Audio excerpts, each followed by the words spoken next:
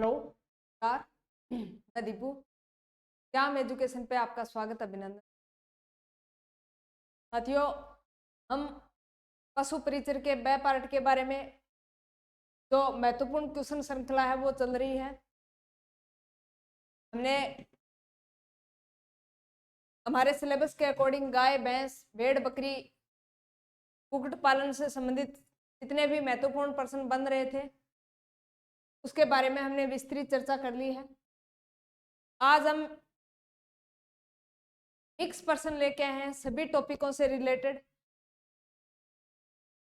उनकी चर्चा इस सेशन के अंदर करेंगे कि किस प्रकार के क्वेश्चन है वो पीछे के एग्जामों में पूछे गए हैं और किस प्रकार के क्वेश्चन आने वाले जो पशु परिचर का एग्जाम है उसमें आ सकते हैं।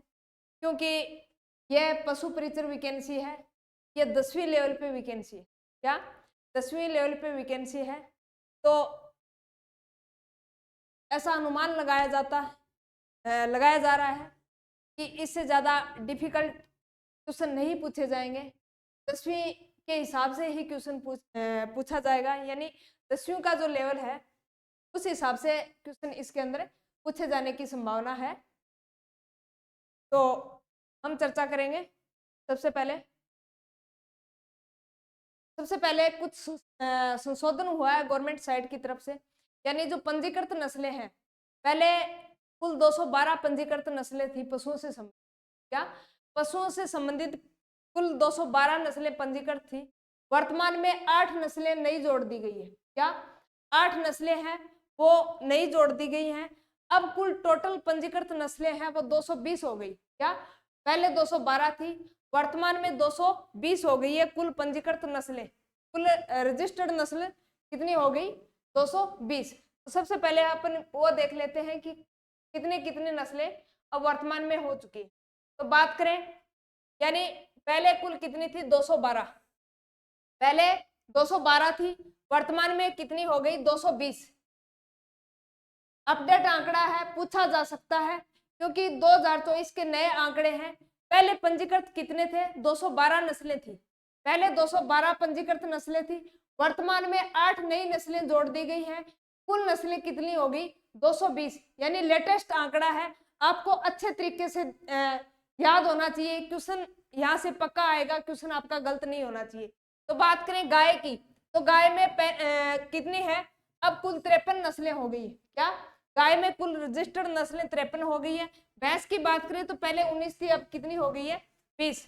बकरी में 45। मात्रेला है वो नई जोड़ी गई है। उसके बाद में ऊंट में पहले भी 9 थे और अब भी क्या है? 9 है। सुअर में 14, पहले 13 थी अब 14। तो अंडोमानी नस्ल है वो नई जोड़ दी गई है। तो टोटल नस्लें कितनी हो गई? सुअर की 14 नस्लें हो गई। अब बात करें याक और हंस की, इसके अंदर पहले भी एक थी और अब भी एक है। बतख, कुल पंजीकृत नस्लें 3 हो गई, अंडमानी नई जोड़ी गई है। कुत्ता और गधे की बात करें तो पहले भी 3 थे और अब भी 3, यानी 3 नस्लें हैं। बकरी की 39 नस्ल, अंडमान और अंजोरी, ये 2 बकरियां नई जोड़ी गई है, अंडमान और अंजोरी। याद रख लेना, अंडमान अंजोरी। अंडमानी बकरी और अंजोरी बकरी नई नस्ल जोड़ी गई है। टोटल कितनी हो गई? 39। बात करें घोड़े की तो 8, निमथड़ी घोड़ा, सॉरी भीमथड़ी घोड़ा है, यह नई नस्ल है। घोड़ा कितनी नस्लें हो गई? 8। बात करें गाय की तो 53, भैंस में 20, बकरी में 45, ऊंट के अंदर 9, सुअर के अंदर 14, याक और हंस के अंदर 1, बतख के अंदर 3, बकरी के अंदर 39, कुत्ता और गधे के अंदर 3। बकरी के अंदर कौन कौन सी जोड़ी गई है पूछा जा सकता है। तो अंडोमानी और अंजोरी बकरी, अंडमानी और अंजोरी। घोड़ा पहले कितने थे? 7, अब नया जोड़ा गया भीमथड़ी घोड़ा। कौन सा? भीमथड़ी घोड़ा।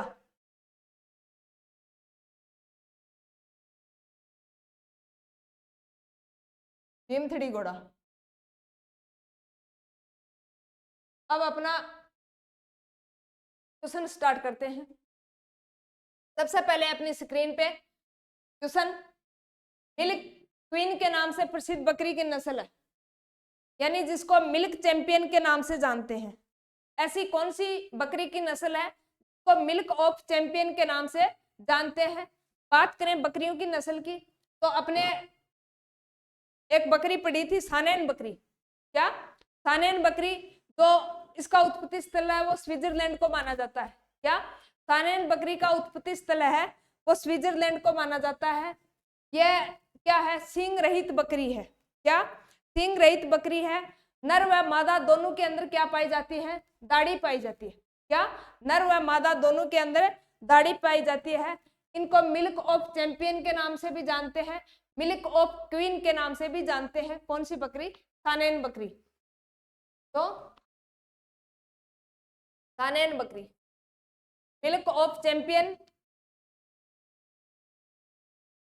नेक्स्ट क्वेश्चन, बकरी का गर्भकाल कितना होता है? यानी बकरी के गर्भकाल की बात कर रहा है कि बकरी का गर्भकाल है वो कितने दिन का होता है। बात करें बकरी के गर्भकाल की, तो मैंने बताया था कि भेड़ व बकरी में लगभग 5 दिन का क्या होता है? गैप होता है। बात करें भेड़ की, तो भेड़ यानी 50 से कम और 45 के बीच में है। इसका मतलब वो गर्भकाल किसका है? 150 से, यानी 145 और 150 के बीच में है। इसका मतलब गर्भकाल किसका है? वो भेड़ का है। अगर 150 से ऊपर है, इसका मतलब वो किसका गर्भकाल है? बकरी का गर्भकाल। तो अपने को बकरी का पूछा है, तो ये किसका हो गया? भेड़ का। भेड़ का गर्भकाल। बकरी का कितना हो गया? 151। एवरेज ध्यान में रखना है, यानी 150 से ऊपर बकरी और 150 से नीचे भेड़। अगला क्वेश्चन, भैंस गाय में मध्य चक्र कितना होता है? कितने दिन का होता है? Oestrus cycle. किसका पूछ रहा है? भैंस और गाय का। बात करें भैंस और गाय के एस्ट्रस चक्र की, इस पे क्या होता है? समागम की क्रिया, सर्विक्स की क्रिया होती है। वो कितने दिन का होता है? तो 21 दिन का होता है। गाय व भैंस दोनों सेम सेम। क्या? गाय व भैंस दोनों का सेम सेम होता है, यानी इसका जो एस्ट्रस साइकिल है वो कितना होता है? 21 दिन का होता है। किसमें? गाय व भैंस के अंदर। नेक्स्ट क्वेश्चन अपनी स्क्रीन पे, दूध शक्कर लैक्टोज बना होता है, यानी दूध शक्कर है लैक्टोज है वो किसका बना होता है? बात करें दूध शक्कर लैक्टोज की, तो यह किसका बना होता है? ग्लूकोज और लैक्टोज का बना होता है। किसका? ग्लूकोज और लैक्टोज का बना होता है। दूध में कौन सी शर्करा पाई जाती है? लैक्टोज शर्करा पाई जाती है। दूध के अंदर कौन सी शर्करा पाई जाती है? तो लैक्टोज शर्करा पाई जाती है। नेक्स्ट क्वेश्चन, फ्रुक्टोज फलों में, रसोई घर की शर्करा भी किसको कहते हैं? सुक्रोज को कहते हैं। फ्रुक्टोज फलों में पाई जाती है, लैक्टोज दूध में पाई जाती है। ये आपको ध्यान में रखना है। नेक्स्ट क्वेश्चन, विश्व बैंक द्वारा घोषित 8 करोड़ की राष्ट्रीय रेशम उत्पादन परियोजना का मुख्यालय कहाँ है? यानी 8 करोड़ की जो रेशम उत्पादन परियोजना है वो कहाँ स्थापित की गई है? तो बात करें राष्ट्रीय रेशम उत्पादन परियोजना की, तो यह उदयपुर में, राजस्थान के उदयपुर में स्थापित की गई है। कहाँ? राजस्थान के उदयपुर के अंदर स्थापित की गई है। नेक्स्ट क्वेश्चन, राजस्थान में सोनाड़ी नस्ल की भेड़ कहाँ पाई जाती है? सोनाड़ी नस्ल, सोनाड़ी नस्ल के बारे में बताना है कि सोनाड़ी नस्ल की जो भेड़ें हैं वो सबसे ज्यादा कहाँ पाई जाती हैं? तो उदयपुर, डूंगरपुर, भीलवाड़ा, बांसवाड़ा, चित्तौड़गढ़। यानी सोनाड़ी नस्ल है वो लगभग उपरोक्त सभी जगहों पे पाई जाती है। यानी उदयपुर में भी पाई जाती है, डूंगरपुर में भी पाई जाती है, भीलवाड़ा व बांसवाड़ा के आसपास का क्षेत्र, चित्तौड़ वाला क्षेत्र, वहां पे भी सोनाड़ी भेड़ की नस्लें पाई जाती हैं। ये आपको ध्यान में रखना है। नेक्स्ट क्वेश्चन, भैंस के झुंड को क्या कहते हैं? क्वेश्चन बताना है कि भैंस का झुंड है उसको क्या कहते हैं। तो बात करें भैंसों के झुंड की या गाय के झुंड की, तो इनके झुंड को हर्ड बोलते हैं। क्या? हर्ड बोलते हैं। फ्लोक, यह भेड़ों का झुंड है। काविंग यानी ब्याने की प्रोसेस, क्या? ब्याने की प्रोसेस काविंग, बीफ यानी भैंस के मीट को, भैंस के मांस को क्या कहते हैं, बीफ कहते हैं। काविंग ब्याने की प्रक्रिया, फ्लोक भेड़ों के झुंड को, हार्ड भैंसों के झुंड को, तो भैंसों के झुंड को क्या कहते हैं, हार्ड कहते हैं। नेक्स्ट क्वेश्चन अपनी स्क्रीन पे, बछड़ों को बंध्याकृत करने की उपयुक्त आयु क्या है, यानी किस उम्र में है वो बछड़ों की नसबंदी कर दी जाती है। बंध्याकृत का मतलब है वो आगे क्या नहीं कर सकते, प्रजनन नहीं कर सकते, नई संतान उत्पन्न नहीं कर सकते, कौन, बछड़े। तो किस उम्र में इनको नसबंदी कर देना उपयुक्त माना जाता है। यहाँ नसबंदी से मतलब है मेरा यानी बंध्याकृत करना, क्या बंध्याकृत करना या प्रजनन विहीन करना, क्या प्रजनन विहीन करना।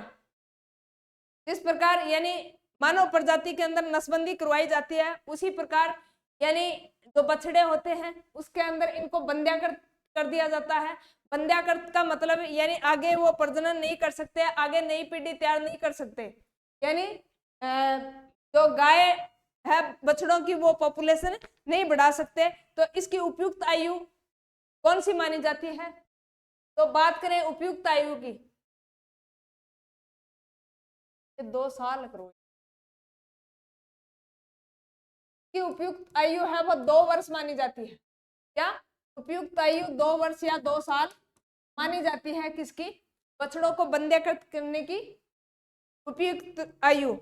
बंध्याकृत करने की उपयुक्त विधि कौन सी है, बारडी जो कास्टेटर विधि है वो बछड़ों के अंदर उपयुक्त मानी जाती है। इसके अंदर क्या की जाती है, पशु की नसबंदी या बंध्याकृत कर दिया जाता है। बारडी जो कास्टेटर एक यंत्र होता है जिसके द्वारा यानी अंड कोशिका को दबाकर क्या किया जाता है, कुचल दिया जाता है। क्या अंड कोशिका को दबाकर कुचल दिया जाता है, उसमें आगे क्या नहीं कर सकता, यानी ब्लड है वो सर्कुलेट नहीं कर सकता।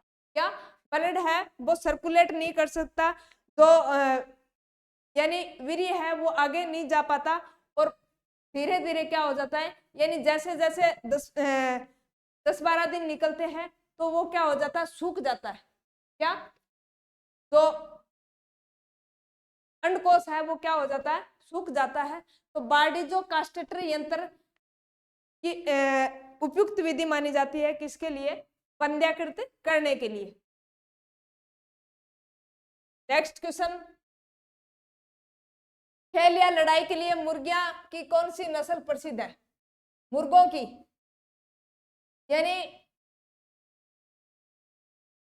ऐसा कौन सा मुर्गा है या मुर्गी है जिसकी लड़ाई व खेल में उसको सर्वश्रेष्ठ माना जाता है।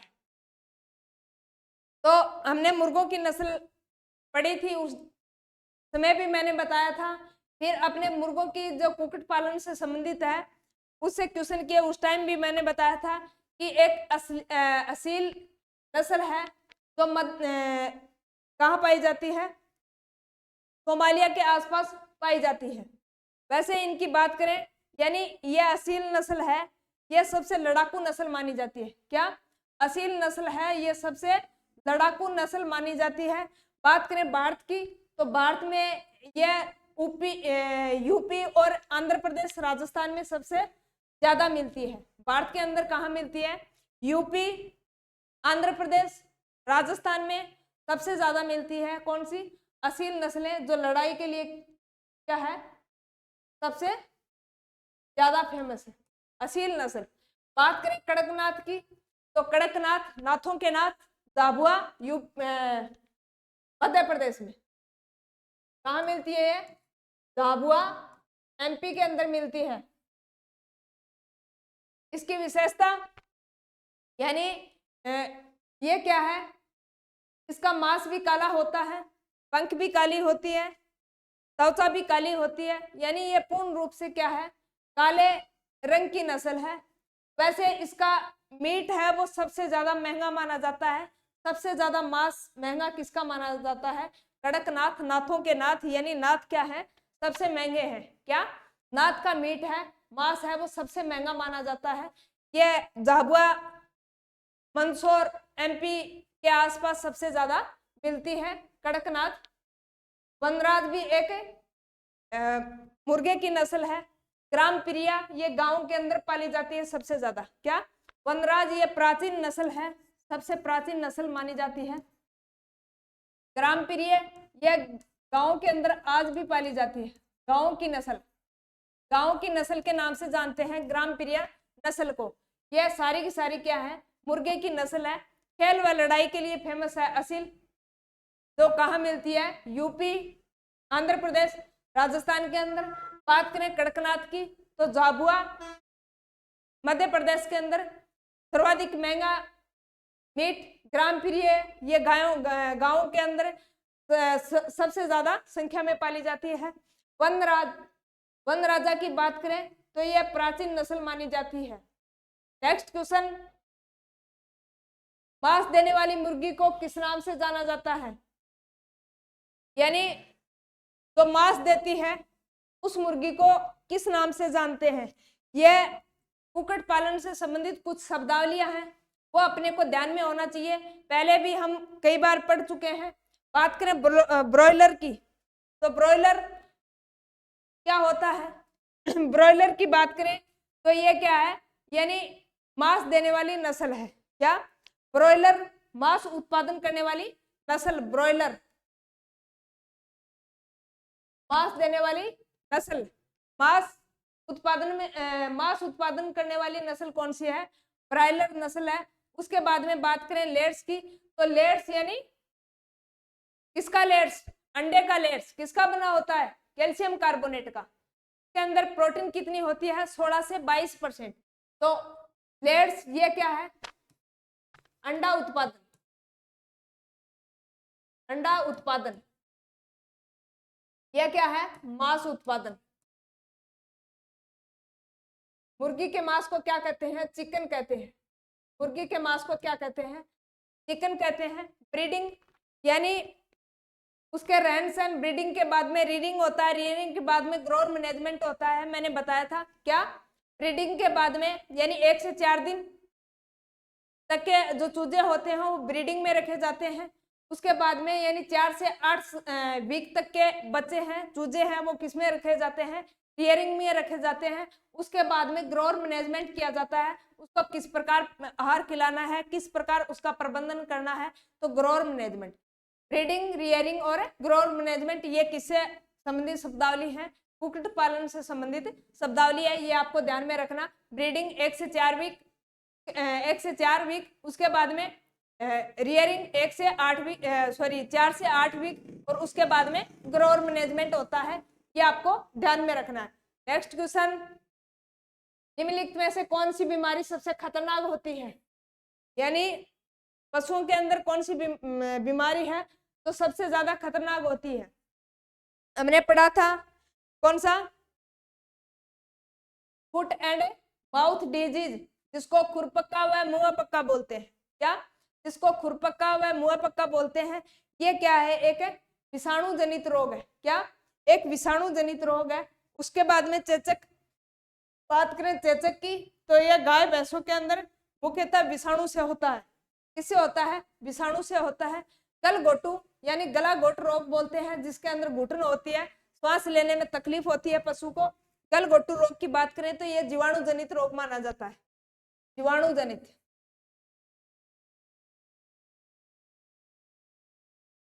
विषाणु जनित।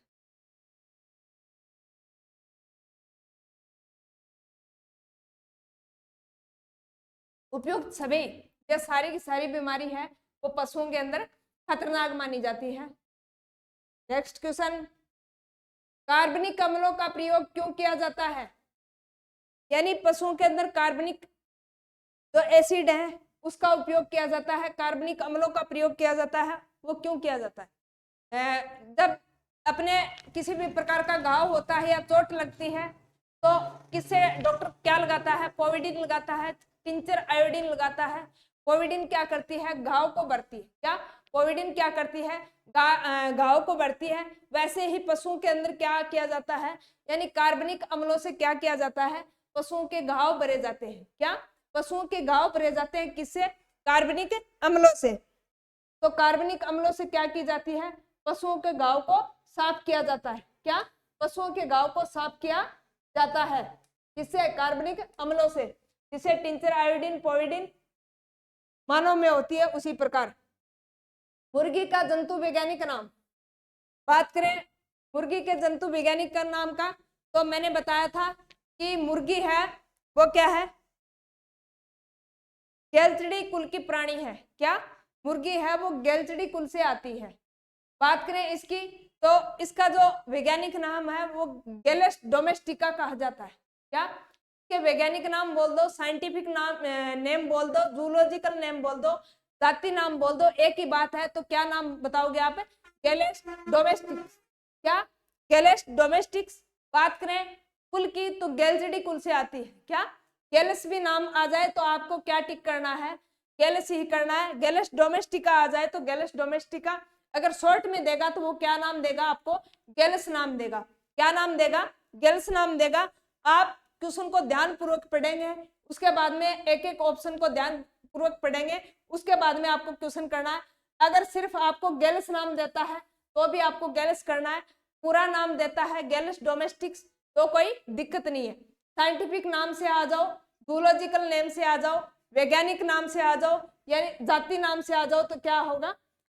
गैलस डोमेस्टिक्स। कुल की बात करें तो गैलचिडी कुल से आती है।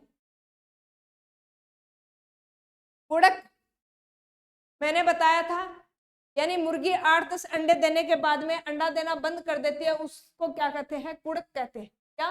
कुड़क कहते हैं, जो क्या हो जाती है, यानी आगे अंडों का उत्पादन नहीं कर सकती। नेक्स्ट क्वेश्चन, एक बाड़े में अधिकतम गायों की संख्या कितनी होती है? अपने गांव के अंदर के बनावा आपा? गायां का भैंसियां का बाड़ा बनावा। के? गाय भैंसियां का भेड़ बकरियां का बाड़ा बनावा। तो बाड़ा बनावा बैंक में लिमिट हो है क्या? एक बाड़ा के अंदर कितनी गाय रख का आपा, कितनी भेड़ रख का, कितनी भैंस रख का, ताकि क्या है, यानी किसी पे प्रकार की अगर डिजीज आती है, वायरस जनित या जीवाणु जनित, प्रोटोजोआ जनित, ताकि अधिक संख्या में ना फैले, तो उसकी कुछ लिमिट रखी जाती है।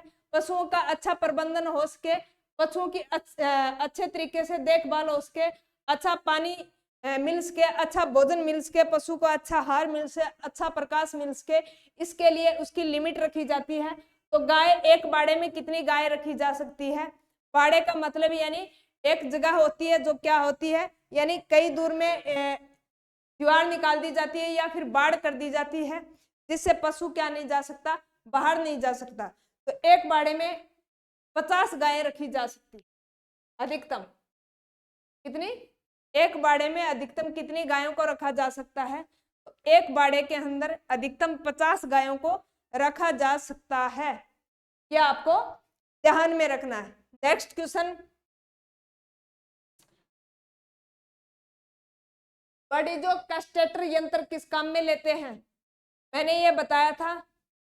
बात करें इस यंत्र की, तो मैंने बताया था कि पशुओं को बंदीकृत करने के लिए किसका उपयोग करते हैं? बर्डीजो कैस्टेटर यंत्र, यानी पशु के अंडकोश को क्या किया जाता है? कुचला जाता है। यह सबसे उपयुक्त विधि मानी जाती है बंध्याकृत करने की। क्या? आजकल यह सर्वाधिक प्रचलित विधि मानी जाती है पशुओं को बंध्याकरण करने की। इसमें क्या होता है? पशु के रक्त है वो बिल्कुल भी नहीं निकलता। क्या? इसमें पशु के रक्त बिल्कुल भी नहीं निकलता। अंडकोश होते हैं, जैसे मानव में अंडाणु और मादा में क्या होता है? मादा में अंडाणु और नर में क्या होता है? विषाणु, क्या बोलते हैं उसको? सप्रम बोलते हैं, शुक्राणु बोलते हैं। उसी प्रकार यानी इस पशुओं में क्या होता है? अंडाणु होता है। क्या? अंडाणु होता है। अंडकोश अंडाणु के अंदर बनते हैं। अंडकोश को कुचलने के लिए बार्डीजो कैस्टेटर यंत्र काम में लेते हैं। इससे क्या होता है? यानी पशु के रक्त नहीं निकलता। क्या? पशु के रक्त नहीं निकलता और पशु के जो अंडकोश हैं वो क्या हो जाते हैं? चिपक जाते हैं। चिपक जाने के बाद अंडकोश में खून का दौरा है वो बंद हो जाता है। क्या? अंडकोश कुचलने के बाद अंडकोश में खून का दौरा बंद हो जाता है और आगे पशु क्या नहीं कर सकता? प्रजनन नहीं कर सकता। धीरे धीरे क्या हो जाता है? ये घाव सूख जाता है। क्या? धीरे धीरे यह घाव सूख जाता है। यानी बार्डीजो कास्टेटर यंत्र उपयोग में लेने के बाद पशु में यानी कुछ बातें होती हैं वो ध्यान में रखनी है आपको। बात करें spermatic cord slip, spermatic cord slip लगाया जाता है जिससे क्या नहीं हो, यानी सप्रमेटिक कॉर्ड से क्या हो जाता है, यानी अंडकोश है वो कुचल जाते हैं, जिससे क्या आ सकता है, पशु को सूजन आ सकता है। तो उसको ध्यान से दबाना चाहिए, क्या उसको ध्यान से दबाना चाहिए ताकि अंडकोश है वो क्या नहीं हो, यानी कुचल ना जाए, उसमें सूजन ना आ जाए, क्या अंडकोश में सूजन ना आ जाए, जिसके कारण पशु को क्या होती है, तकलीफ होती है। बार्डिज़ो कास्टेटर यंत्र का प्रयोग करते समय यानी चमड़ी है वो फोल्ड ना हो, क्या पशु की अंडकोश की चमड़ी है वो फोल्ड नहीं हो, ताकि उसको किसी भी प्रकार की कष्ट ना हो। इसलिए बार्डिज़ो कास्टेटर यंत्र है लगाते समय कुछ सावधानी जरूर रखनी चाहिए। यह वर्तमान में सबसे उपयुक्त तरीका माना जाता है पशुओं को बंध्याकृत करने का, पशु की नसबंदी करने का, पशु को प्रजनन रहित करने का। तो बार्डिज़ो कास्टेटर यंत्र किस काम में आता है, बंध्याकृत करने। नेक्स्ट क्वेश्चन, बच्चों को प्रतिदिन आहार में कितना खनिज आवश्यक है, यानी कितना खनिज देना चाहिए। बात करें खनिज की तो खनिज है वो कितनी मात्रा में देना चाहिए बच्चों को, यानी छोटे बच्चों को खनिज है वो कितनी मात्रा में देना चाहिए। बात करें खनिज की तो खनिज है वो यानी छोटे जो बच्चे होते हैं पशुओं के, उसको 15 से 20 ग्राम 1520 ग्राम क्या देना चाहिए, खनिज देना चाहिए। नेक्स्ट क्वेश्चन, गर्भवती गाय को दूध से कब सुखा देना चाहिए, यानी मान लीजिए आपने क्या है, गाय है, गाय क्या है, यानी गर्भवती है, गाभिन जिसको बोलते हैं, क्या गाभिन जिसको बोलते हैं, गर्भवती जिसको बोलते हैं, और साइंस की भाषा में बोले तो प्रेग्नेंट जिसको बोलते हैं। यानी मान लीजिए वो गाय ब्याने वाली है, उसके ब्याने का समय है वो लगभग 1.5 से 2 महीने बचे हुए हैं, उस टाइम क्या कर देना चाहिए, यानी उसको दूध से सुखा देना चाहिए। जैसे जैसे पशु के ब्याने का समय है वो नजदीक आता है, पशु क्या होता है, धीरे धीरे दूध को सुखाता जाता है, दूध बिल्कुल पीला पीला गाढ़ा हो जाता है और टेस्ट में क्या हो जाता है, यानी नमकीन हो जाता है, क्या टेस्ट में खट्टा खट्टा सा नमकीन सा हो जाता है। उस टाइम क्या कर देना चाहिए, यानी पशु को सुखा देना चाहिए, दूध होता है उसको सुखा देना चाहिए, ताकि पशु आगे जब ब्याए तो उसे किसी भी प्रकार की समस्या ना हो, अच्छा दुग्ध उत्पादन बढ़ सके। इसलिए पशु को यानी 1.5 से 2 माह पूर्व ही क्या कर देना चाहिए, पशु को दूध से सुखा देना चाहिए, किसमें, गर्भवती गायों के अंदर। नेक्स्ट क्वेश्चन, दुग्ध उत्पादन में वृद्धि हेतु क्या जरूरी है। दुग्ध उत्पादन बढ़ाने के लिए पशु को अच्छे से आहार देना चाहिए, क्या पशु को अच्छे से आहार देना चाहिए, तो दूध उत्पादन में वृद्धि होगी, उसके लिए अच्छा प्रजनन हो, अच्छी छंटनी हो, तो उपयुक्त सभी, यानी ये सभी जरूरी है। नेक्स्ट क्वेश्चन, गाय की जैर कब डालनी चाहिए, यानी गाय हो भैंस हो जब ब्याती है तो उसकी क्या है, यानी जैर पड़ती है। जैर जिस तरह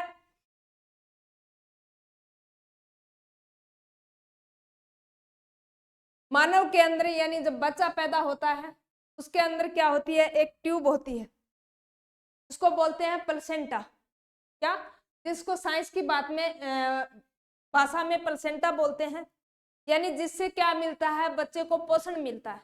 9 महीने तक बच्चे को पोषण किससे मिलता है, प्लेसेंटा से मिलता है। उसी प्रकार गाय के अंदर जैर होती है, जो क्या होती है, यानी पशु से कनेक्ट रहती है, जब तक वो पशु ब्याह न जाए तब तक वो कनेक्ट रहती है। जैसे ही पशु गाय हो भैंस हो उसने बच्चे को जन्म दे दिया, उसके बाद में जो जैर होती है वो क्या हो जाती है, अलग हो जाती है पशु से। पशु से अलग होने के बाद यानी लगभग 3-4 घंटे के बाद वो जैर पड़ जानी चाहिए, ताकि पशु के शरीर में किसी भी प्रकार का जहर न फैले। क्या? पशु में किसी भी प्रकार का कोई पॉइजन न फैले, यानी जहर कब डाल देनी चाहिए? 3 से 4 घंटे बाद। यानी इसको समय पर डलवाने के लिए कई बार पशु को अलसी का तेल भी पिलाते हैं। क्या? पशु को अलसी का तेल भी पिलाते हैं। कई बार अपने गांव में देखा होगा, गाय भैंस रखते हैं, वो अगर समय पर जहर नहीं पड़ती तो क्या देते हैं? पशु को हींग खिलाते हैं। क्या? पशु को हींग खिलाते हैं ताकि जहर है वो आसानी से समय पर गिर जाए। तो पशु की जहर है वो 3 से 4 घंटे। अगला क्वेश्चन, निम्नलिखित में से कौन सा सुमेलित नहीं है? आपको बताना है कौन सा 3 सुमेलित है और 1 सुमेलित नहीं है। नहीं है वो बताना है। सोनाड़ी क्या है? भेड़। तो ये बात सही है, सोनाड़ी भेड़ की नस्ल है। मुर्रा, मुर्रा ये भी क्या है? भैंस की नस्ल है। सोनाड़ी भेड़ की नस्ल है, मुर्रा भैंस की नस्ल है। गोमट, गोमट गाय, यानी ये गोमट गाय है, ये सही नहीं है। गोमट ये फलोदी जोधपुर में, क्या? गोमट जो ऊंट है ये फलोदी जोधपुर में मिलते हैं। तो ये क्या है? ऊंट की नस्ल है गोमट, फलोदी जोधपुर। नाचना, जैसलमेर, नाचना गांव के ऊंट है वो विश्व में सवारी के लिए प्रसिद्ध माने जाते हैं। इसकी हाइट है होती है वो 7 से 9 फीट होती है। क्या? इसकी हाइट है वो 7 से 9 फीट होती है। जैसलमेरी ऊंट की ये सवारी के लिए प्रसिद्ध है। जैसलमेर में नाचना गांव है, वहां के ऊंट है वो विश्व भर में सवारी के लिए जाने जाते हैं। नेक्स्ट क्वेश्चन, राजस्थान में 2019 की 20वीं पशु गणना के अनुसार सर्वाधिक भेड़ें, यानी सर्वाधिक भेड़ें बतानी है कि राजस्थान में पशु गणना 2019 के अनुसार राजस्थान में कुल पशु सर्वाधिक, राजस्थान में 2019 की 20वीं पशु जनगणना के अनुसार राजस्थान की कुल पशुधन, राजस्थान की पशु गणना के अनुसार राजस्थान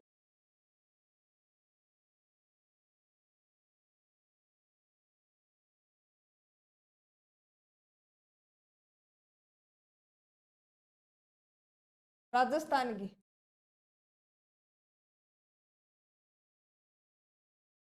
कुल पशुधन कितना है? यह है अपना क्वेश्चन। चल क्या?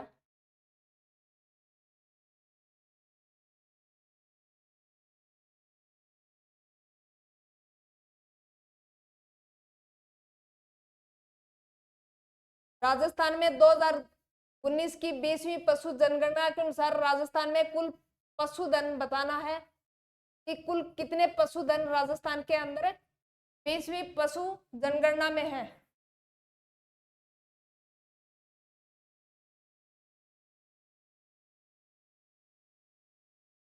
बात करें 20वीं जनगणना, 20वीं जनगणना कब हुई थी? 2019 के अंदर। और 19वीं कब हुई थी? 2012 में। प्रति कितने वर्ष के अंतराल पे पशु गणना होती है? तो 5 वर्ष के अंतराल पे। कौन करता है? राजस्व विभाग अजमेर द्वारा की जाती है प्रति 5 वर्ष में। 2012 में 19वीं हुई थी, किसी कारणवश लेट होने के कारण, यानी 2017 में होनी थी, वो कब हुई? 2019 के अंदर। कौन सी पशु गणना? 20वीं पशु गणना। 20वीं पशु गणना में कुल पशुधन बताने हैं कि कितने पशुधन है। तो 20वीं गणना के अनुसार कुल पशुधन है राजस्थान में 568.01 लाख। नेक्स्ट क्वेश्चन,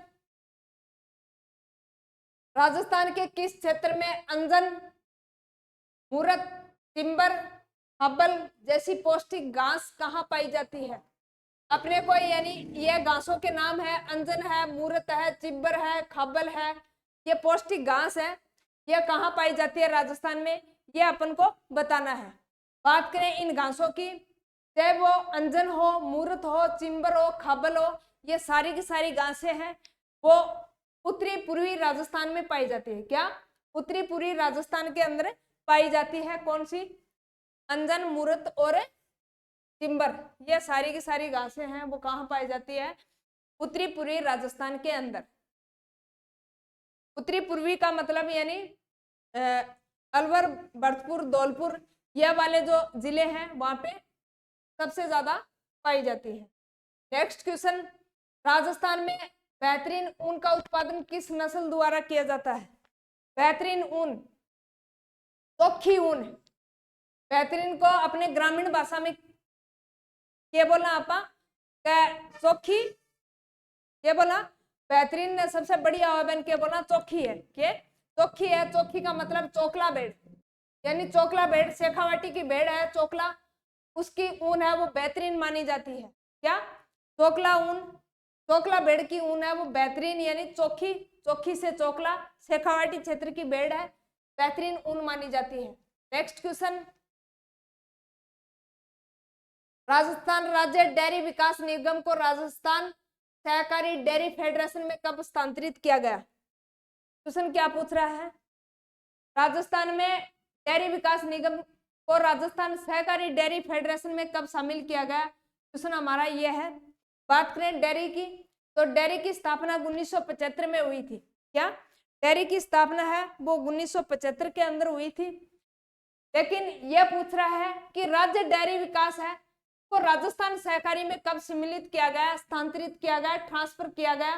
तो बात करें यानी राजस्थान सहकारी डेयरी फेडरेशन में, तो इसको 1977 के अंदर शामिल किया गया था। कब? 1977 के अंदर इसको शामिल किया गया था। ये आपको ध्यान में रखना है, इंपॉर्टेंट क्वेश्चन है, कई बार पूछा जा चुका है, क्वेश्चन आ सकता है, अपने को ध्यान में रखना। यानी राजस्थान डेयरी विकास की स्थापना 1975 के अंदर हुई थी। और बात करें यानी इसके ट्रांसफर की, स्थानांतरण की, तो 1977 के अंदर इसका ट्रांसफर करके किसमें शामिल कर दिया?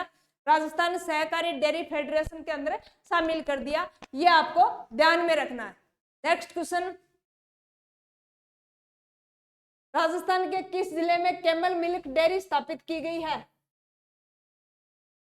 कैमल मिल्क डेयरी की बात कर रहा है,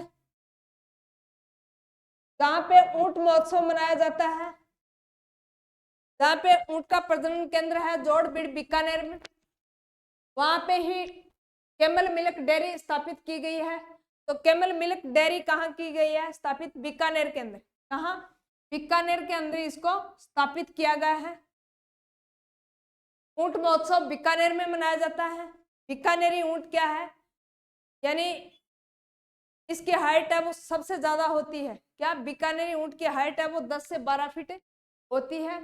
बीकानेरी ऊंट पे क्या पाए जाते हैं? स्टॉप पाए जाते हैं। स्टॉप यानी सिर पे गड्ढा पाया जाता है, लंबे लंबे बाल होते हैं, बाफन जिसको क्या बोलते हैं? बाफन। जो आंखों की पलक होती है उसको क्या बोलते हैं? अपन भाषा में बाफन बोलते हैं।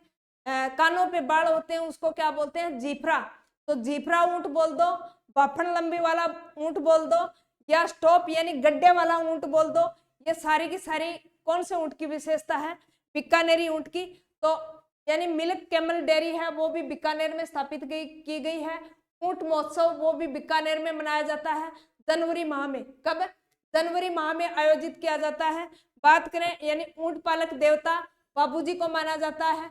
कौन सी जाति के लोग पालते हैं ऊंट? सर्वाधिक रेबारी और रायका जाति के ऊंट जाति के लोग हैं वो ऊंट को सबसे ज्यादा पालते हैं। बाबूजी की फड़ ऊंट के बीमार होने पे बांधी जाती है। तो बीकानेर, बीकानेर। नेक्स्ट क्वेश्चन अपना, अजमेर में राजकीय कुक्कुट प्रशिक्षण संस्थान की स्थापना कब की गई? यानी अपने को बताना है कि कुक्कुट प्रशिक्षण केंद्र है वो कहाँ स्थापित किया गया है राजस्थान के अंदर, सॉरी कब स्थापित किया गया है, कहाँ स्थापित किया गया है, ये अजमेर में कब स्थापित किया गया है ये बताना है।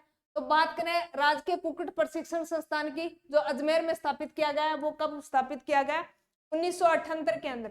कब किया गया था? 1978 के अंदर स्थापित किया गया था। क्या? राजकीय कुक्कुट प्रशिक्षण के अंदर। नेक्स्ट क्वेश्चन,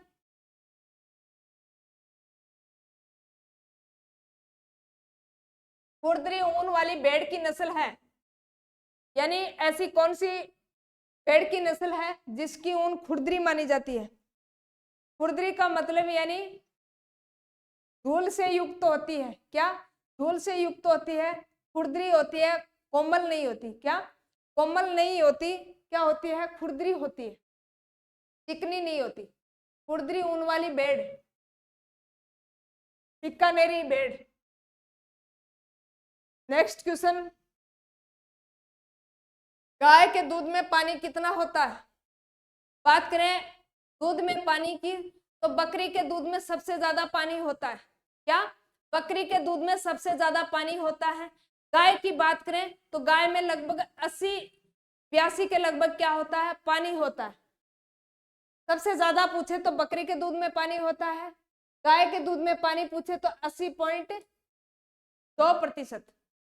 नेक्स्ट क्वेश्चन हमारा, मवेशियों में होने वाले स्तन ग्रंथि की सूजन के रोग की पहचान के लिए कौन सा परीक्षण किया जाता है।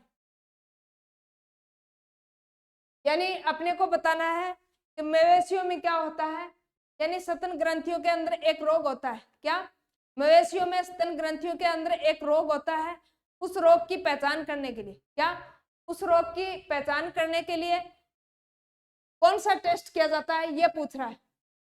तो मवेशियों में स्तन ग्रंथियों में जो परीक्षण किया जाता है वो स्ट्रेप कप टेस्ट किया जाता है, क्या स्ट्रेप कप टेस्ट किया जाता है। मवेशियों के स्तन के लगाया जाता है, जिससे उससे पता चल जाता है कि उसके स्तन के अंदर कितना क्या है, सूजन है, क्या कितना सूजन है। तो स्ट्रेप कप टेस्ट किया जाता है, क्या स्ट्रेप कप टेस्ट किया जाता है किसमें, मवेशियों के अंदर स्तन ग्रंथियों में सूजन की पहचान करने के लिए। अगला क्वेश्चन, स्तन के टूटने के लिए मुख्य रूप से किस प्रकार के लिगामेंट होते हैं। यानी जिस प्रकार अपने में लिगामेंट होते हैं, हड्डियों को हड्डियों से जोड़ने के लिए, हड्डियों को मांसपेशियों से जोड़ने के लिए, उसी प्रकार पशुओं में भी क्या होते हैं, लिगामेंट होते हैं, क्या पशुओं में भी लिगामेंट होते हैं। अब पशुओं में लिगामेंट है वो क्या पूछ रहा है, यानी टूटने पर कौन जिम्मेदार है, यह पूछ रहा है कि लिगामेंट टूटने पर कौन जिम्मेदार है।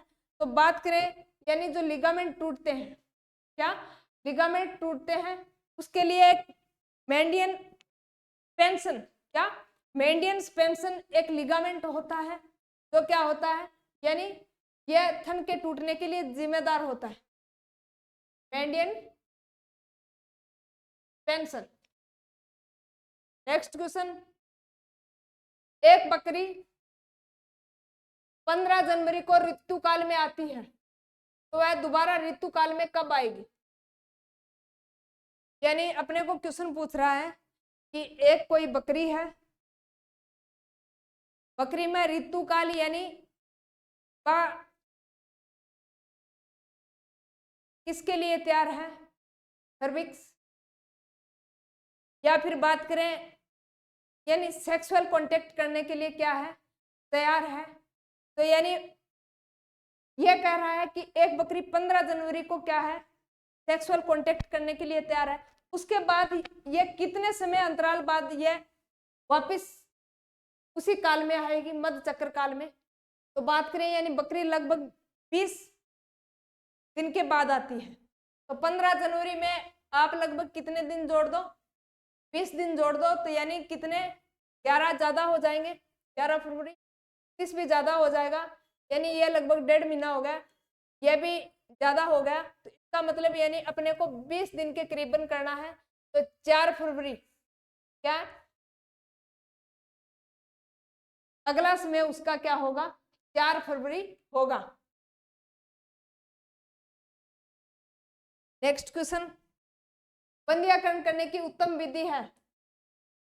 मैंने बताया कि यह वर्तमान में सर्वश्रेष्ठ विधि मानी जाती है, कौन सी, पार्डिजो कस्टेटर।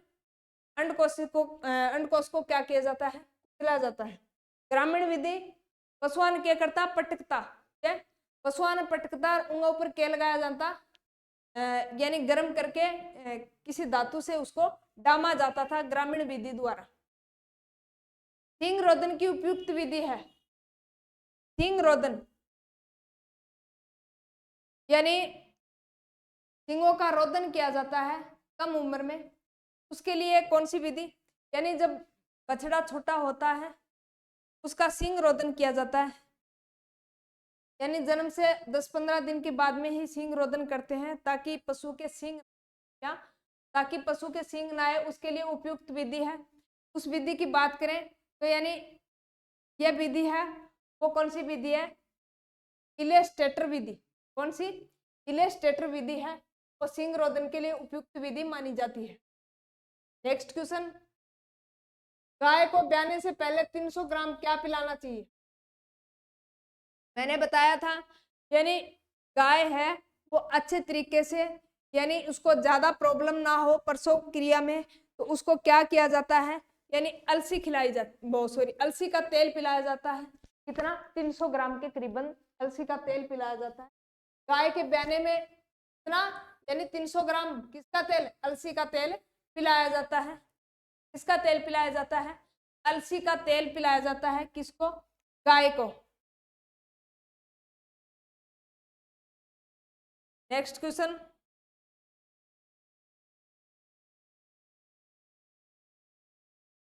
निम्नलिखित को सुमेलित कीजिए। कूट 1 को कूट 2 से मिलान करना है। ये कूट वाले क्वेश्चन आजकल बहुत ट्रेंडिंग में है। इस प्रकार का ट्रेंड है वो कंपटीशन एग्जाम में ज्यादा पूछा जाता है। अगर पेपर थोड़ा सा लेवल का बनाएगा तो कूट वाले प्रश्न ज्यादा डालेंगे। क्या, कूट वाले प्रश्न ज्यादा डाले जाएंगे। तो आपको हर तरीके से तैयार रहना है, चाहे क्वेश्चन किसी भी प्रकार से आए, आप क्या करोगे, अच्छे तरीके से क्वेश्चन पे प्रहार करोगे। निम्नलिखित को सुमेलित कीजिए। बात करें काफ, काफ क्या है, गाय का नवजात बच्चा। गाय के नवजात बच्चे को क्या कहते हैं, काफ कहते हैं। डी बडिंग, डी बडिंग का मतलब होता है सींग को काटना। क्या, डी बडिंग का मतलब क्या होता है, सींग को काटना। उसके बाद में बोस इंडिका, बोस इंडिका की बात करें, बोस इंडिकस की बात करें तो ये देसी गाय का वैज्ञानिक नाम, बोस इंडिकस देसी गाय का वैज्ञानिक नाम है। बोस टोरोसो ये क्या है, विदेशी गाय का वैज्ञानिक नाम है। बोस इंडिकस देसी गाय का वैज्ञानिक नाम है, बोस इंडिकस बोस टोरोसो यह विदेशी गाय का वैज्ञानिक नाम है। तो बोस इंडिकस ये क्या है, देसी गाय का वैज्ञानिक नाम है। बात करें बोविडी, बोविडी ये गाय की क्या है, फैमिली है। क्या, गाय का परिवार है, गाय की फैमिली क्या है, बोविडी है। अपने को मिलान करना है, यानी 1 में 2, 1 में 2, तो ये भी नहीं होगा, ये भी नहीं होगा, 1 में 2। डी बडिंग पशुओं में सींग रोदन, बी में 1, तो बी में 1, सी में कितना 4, डी में 3, तो ये वाला यानी बी ऑप्शन हो जाएगा अपना। क्या, बी वाला ऑप्शन हो जाएगा। गाय की किस नस्ल में नाभि का पाउच अनुपस्थित होता है, यानी ऐसी कौन सी गाय है जिसमें नाभि का पाउच है वो अनुपस्थित होता है। कई बार आपा अपने घर में सुना कि गाय दूध देती देती क्या कर दे है, यानी पाउस मार जाए या फिर दूध चढ़ा जाए। क्या, दूध चढ़ा जाती है, पाउस मार जाती है, तो वो किसके कारण होता है, वो हार्मोन की वजह से होता है। क्या, वो हार्मोन की वजह से होता है। यह पूछ रहा है नाभि का पाउस, यानी नाभि का पाउस का मतलब है यानी वो पूर्णतः पावसित नहीं होती, नाभि से क्या नहीं होती, पावसित नहीं होती। तो ऐसी कौन सी गाय है, तो हरियाणवी गाय है, वो नाभि का पाउस इसके अंदर क्या होता है, अनुपस्थित होता है। क्या, नाभि का पाउस है वो क्या होता है, अनुपस्थित होता है। कौन सी गाय में, हरियाणवी गाय में। नेक्स्ट क्वेश्चन, राजस्थान में सबसे फाइन कारपेट ऊन पैदा करने वाली ऊंट, फाइन कारपेट। अपने को बताना है कि फाइन कारपेट ऊन है वो कौन सी नस्ल से मिलता है। मैंने बताया था चोखा है, होता है, बेहतरीन होता है, अच्छा होता है, मस्त होता है, वो कौन सा, यानी चोखा से चोखला। क्या याद रखना है, चोखा से चोकला, तो चोकला शेखावाटी क्षेत्र की भेड़ है। उसका फाइन कारपेट ऊन है, वो क्या माना जाता है, अच्छा माना जाता है। फाइन कारपेट ऊन पैदा करने वाली भी भेड़ कौन सी है, चोकला भेड़। टैटूइंग, टैटू खुदवाड़ा होगा जब अपन किससे बेहद ज्यादा बेपनाह मोहब्बत करते हैं तो क्या करवाते हैं, टैटू खुदवाते हैं। क्या, टैटू खुदवाते हैं, जिससे क्या हो सके, पहचान हो सके। पहले के जमाने में जब लोग क्या करते थे, यानी अपनी पत्नी होती थी को अपन घरवाली बोलते हैं, उससे बेपनाह मोहब्बत करते थे तो यानी हाथ पे नाम खुदवा लेते थे। क्या, ग्यारसी देवी वाइफ ऑफ गिस्साराम, या ग्यारसी देवी वाइफ ऑफ उगन्नाराम, जो भी यानी जिससे मोहब्बत हुई है उसी का नाम खुदवा लेते थे। दिल में क्या लगाते थे, चीरा लगा लेते थे। क्या, के अंदर क्या गए, यानी तीर तिरखबाण जो भी है क्या करता, चलवानता। लेकिन दिल का मानी तीर है, तिरखबाण है, कौन चाले, क्यों है, बैंक अंदर सिर्फ के चाला है, खून ही बह है। तो ये दिल दाल है, ये ज्यादा ना लगाए करो, कोई काम की बात को नहीं। टैटू टाटू खुदवाना या नस नाश कटवाना या ज्यादा कोई आजकल मायने को रखा है। तो आऊं थोड़ा थे के करो, अटके ही रह करो। और मोहब्बत करनी है तो किससे करो, पढ़ाई से करो, ताकि आपको किसी के सामने हाथ फैलाने की जरूरत ना पड़े। तो ये टैटू खुदवाना या अपना काम का कोनी, यह कह रहे हैं, यानी पशुओं को चिन्हीकरण करने के लिए या पशुओं की पहचान करने के लिए इस पे कुछ विधियों से क्या किया जाता है, उसको चिन्हीकरण किया जाता है। पशुओं में 6 विधियां होती हैं पशुओं को चिन्हीकरण करने की, उसमें से एक है टैटूइंग विधि। क्या है, टैटूइंग विधि। एक तरीका पशुओं की पहचान करने का, एक तरीका पशुओं को बेहोश करने का, एक बीमारी का नाम है, एक पक्षी का नाम। तो यह एक तरीका है पशुओं की पहचान करने का। अपने मोहब्बत नहीं करेंगे, क्या करेंगे, अपने किताबों से, पशु परिचर से मोहब्बत करेंगे, डॉक्टर बनेंगे गाय भैंसों के।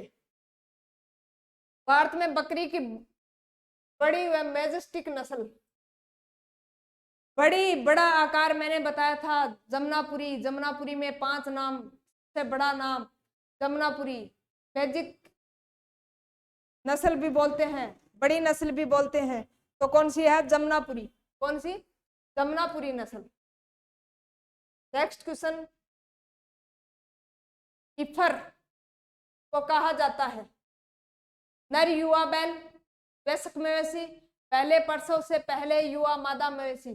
तो पहले प्रसव से पहले युवा मादा मवेशी को क्या कहा जाता है, इफर कहा जाता है। क्या, इफर कहा जाता है। नेक्स्ट क्वेश्चन, राजस्थान में मुर्गी पालन में अग्रणी जिला है, यानी मुर्गी पालन में अग्रणी जिला कौन सा है वो बताना है कि सबसे ज्यादा मुर्गियां हैं वो कौन से जिले में पाली जाती है राजस्थान के अंदर। तो राजस्थान में बात करें मुर्गियों की तो राजस्थान में यानी अजमेर जिला है, जहाँ पे कुक्कुट प्रशिक्षण केंद्र है, 1988 में स्थापित किया गया था। तो अजमेर, अग्रणी जिला कौन सा है, अजमेर। नेक्स्ट क्वेश्चन, यानी आज के लिए इतना ही, ये अपना था लास्ट क्वेश्चन। आशा करते हैं आपको अच्छे से समझ में आया होगा। हम एक्सप्लेन करते भी चल रहे हैं, 360 डिग्री पे अपन प्रश्नों की विस्तृत चर्चा कर रहे हैं। बार बार अपने को प्रैक्टिस करनी है, जितनी ज्यादा क्वेश्चनों की प्रैक्टिस होगी आपका टॉपिक उतना ही क्लियर होता जाएगा। 17 तारीख लास्ट है पशु परिचर की, तो कृपया करके जिन्होंने फॉर्म नहीं लगाया है वो अपना फॉर्म जल्दी से लगा दें। नमस्कार साथियों, सॉरी, धन्यवाद। आज के लिए इतना ही, मिलते हैं नेक्स्ट क्लास में।